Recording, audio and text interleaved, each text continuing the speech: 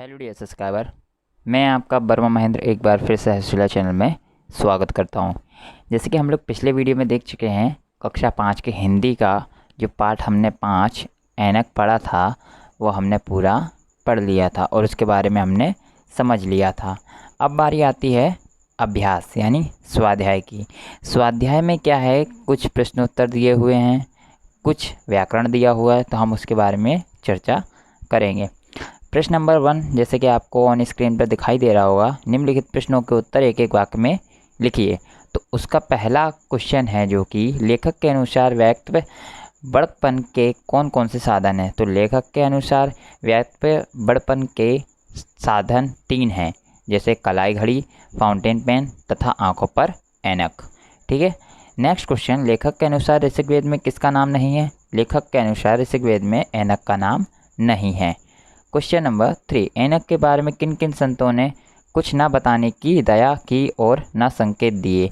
तो ऐनक के बारे में दयानंद, सायणाचार्य, पतंजलि और मैगू मोलर जैसे संतों ने कुछ न बताने की दया और न संकेत दिए। क्वेश्चन नंबर 4, लेखक ने चिरसंगनी किसे कहा है। लेखक ने ऐनक को चिरसंगनी कहा है।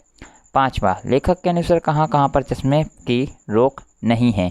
लेखक के अनुसार मंदिर, मस्जिद, गिरजाघर, आर्य समाज कहीं पर भी चश्मे की रोक नहीं है। ये होते हमारे एक एक वाक्य के प्रश्नों के उत्तर। अब बारी आती है प्रश्नों के उत्तर, मतलब जिसमें लघु आएंगे, दीर्घ आएंगे और सभी उसमें सभी प्रकार के क्वेश्चन के आंसर आएंगे। तो हम बात करते हैं प्रश्न नंबर 2, निम्नलिखित के प्रश्नों के उत्तर दीजिए। जिसमें पहला क्वेश्चन दिया गया है, लेखक यह मानने को क्यों तैयार नहीं है कि वेदों में ऐनक का जिक्र नहीं है।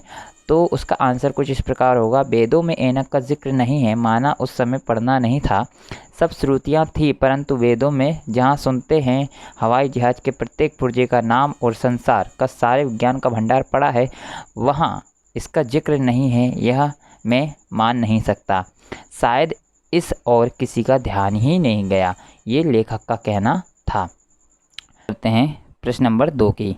बाबू साहब ने अपनी शान की किस तरह रक्षा की। तो उत्तर कुछ इस प्रकार हुआ, एक बाबू साहब थे, बड़े ठाठ बाट में रहते थे पर अंग्रेजी नहीं जानते थे। रेल से जा रहे थे, बगल में एक देहाती बैठा था जो कचहरी के काम से कहीं जा रहा था। उसके पास जज का फैसला था, निकाल कर बाबू साहब को दिया और कहा, इसमें क्या लिखा है ज़रा पढ़ दीजिए। उन्हें पढ़ना नहीं आता था। 1 मिनट के बाद जेब में हाथ इधर उधर डाल कर कहने लगे, चश्मा घर भूल गया हूँ, पढ़ नहीं सकता। इस प्रकार चश्मे के बहाने बाबू साहब की शान की रक्षा हुई या की। क्वेश्चन नंबर 3, लेखक सारे भारत के चश्मेबाज क्यों बनाना चाहते हैं। लेखक सारे भारत को चश्मेबाज क्यों बनाना चाहते हैं। तो उसका उत्तर कुछ इस प्रकार होगा, लेखक के अनुसार हमारे पास कोई ऐसा वस्त्र पहरावा नहीं है जो सारे राष्ट्र के लिए एक हो। कोई कोट पहनता है, कोई अचकन, कोई चपकन, कोई धोती, कोई लंगोटी, कोई सूट, तो कुछ कोई। पगड़ियों और टोपियों में भी भेद है। गांधी टोपी भी सब लोग नहीं पहनते, क्योंकि कोई ऐसी वस्तु ही नहीं है जिसे सब लोग अपना लें। ऐनक ही ऐसी चीज़ मालूम होती है, इसे अमीर गरीब, मजदूर मालिक, स्त्री पुरुष, हिंदू मुस्लिम, बौद्ध जैन, बालक युवा, वृद्ध स्त्री, सिया सुन्नी, बहामी बिना झगड़े के पहन सकते हैं। मंदिर और मस्जिद, गिरजा और आर्य समाज में कहीं चश्मे की रोक नहीं है। स्वराजी और लिबरल, सोशलिस्ट और कैपिटलिस्ट, ब्रजभाषा और खड़ी बोली वाले, छायावादी और जड़वादी, किसी की बर्बादी इसमें नहीं है। इसलिए भारत चश्मेबाज बन जाए तो राष्ट्रीय एकता का भाव उत्पन्न होता है। इस प्रकार राष्ट्रीय एकता के लिए लेखक सारे भारत को चश्मेबाज बनाना चाहता है। इसी प्रकार हमारे क्वेश्चन आंसर मतलब प्रश्नों के उत्तर समाप्त होते हैं। अब बारी आती है क्वेश्चन नंबर 3 की, जो कुछ इस प्रकार है, निम्नलिखित शब्दों की वर्तनी सुधारिए। मतलब जहाँ पे शब्द लिखा गया है उस शब्दों को हमको सुधारना है, मात्राओं की गलती है वो सुधारना। जैसे कि पहला स्त्रियों, दूसरा श्रृंगार, तीसरा है व्यक्तित्व वो आपको खुद से ट्राई करना नहीं आता है तो आपकी किताब में ही उसका आंसर दिया, वो आपको खुद से ट्राई करना है। चौथा नंबर का मैंने दे के रखा है अभिप्राय, पांचवा पितामह और छठा चिरसंगनी। ठीक है, वो आपको खुद कर लेना है, जो कि है तीसरे नंबर का। अब बारी आती है क्वेश्चन नंबर 4। निम्नलिखित शब्दों के पर्यायवाची शब्द लिखिए। पहला है ऐनक, ऐनक को हम चश्मा कहते हैं। दूसरा भगवान, भगवान को हम कई नाम से जानते हैं, ईश्वर, अल्लाह, परमात्मा। तीसरा है हवा, हवा को पवन, वायु और भी कहते हैं। दया, करुणा, क्षमा, फिर पदवी यानी उपाधि, सम्मान, सम्मान, फिर संसार का, दुनिया और विश्व। फिर क्वेश्चन नंबर 5। निम्नलिखित शब्दों के विलोम शब्द लिखिए।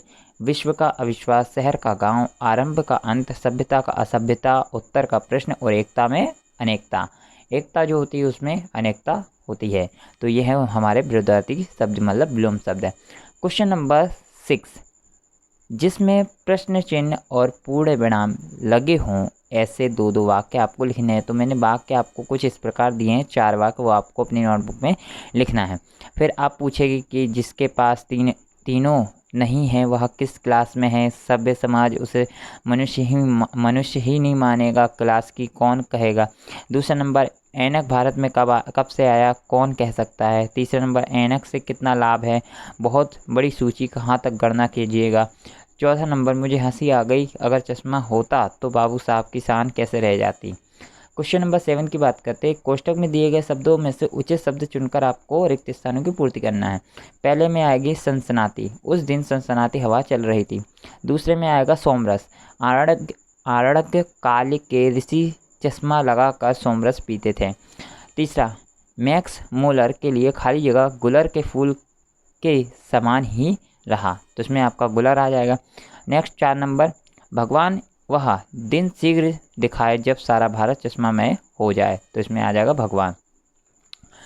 प्रश्न नंबर 8। निम्नलिखित कोष्टक में दर्शाए गए मुहावरे खोजिए और उसी मुहावरे के अर्थ के सामने मुहावरे लिखिए।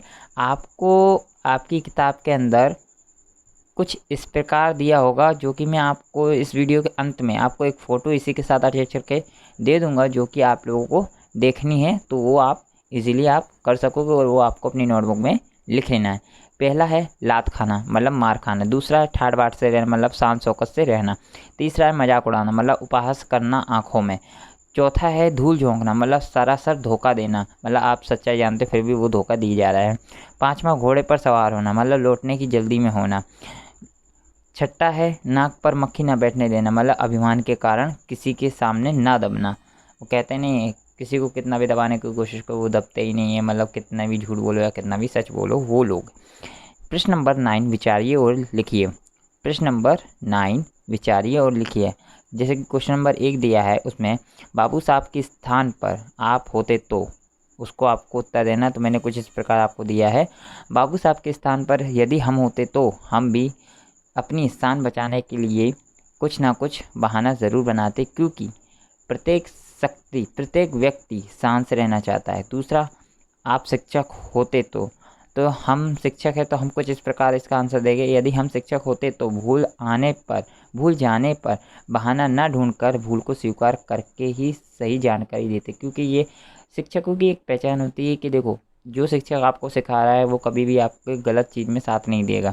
तो बस वही इनका कहना है कि आप शिक्षक होते तो आप क्या कहते हैं, तो बस वही यही बता रहे हैं कि अगर आप गलत होते तो वो गलती को आप एक्सेप्ट करते और उनको सही राह बताते अगर आपको पता है तो।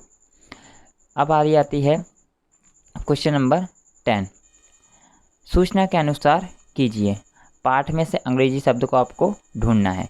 तो पहला सर्टिफिकेट, दूसरा 100%, तीसरा आपको खुद लिख लेना है, ढूंढ लीजिएगा।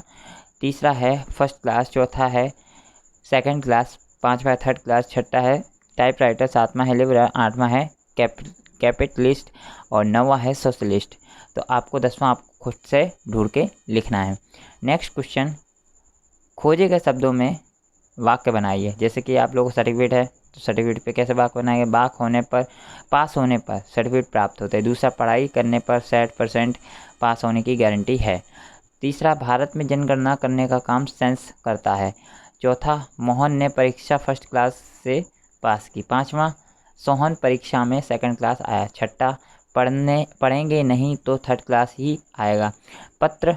सातवां, पत्र टाइपराइटर पर कर लो। 8वां लिबरल रहना सबके हित में है।